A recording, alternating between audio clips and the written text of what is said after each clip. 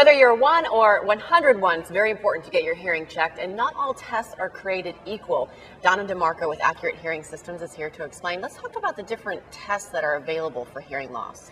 Well, we do what we call an air score test, where we either put the muffs on or an insert here, and then we test all the way through. And then it's important to have the test done back here. It's called the bone scores.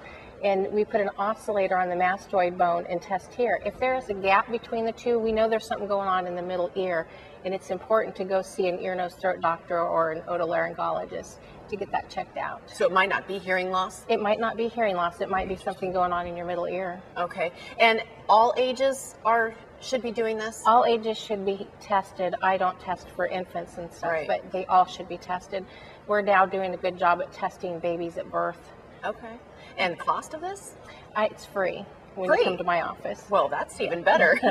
And let's talk about the symptoms. What are some of the symptoms aside from maybe just turning up the volume on the radio a little louder?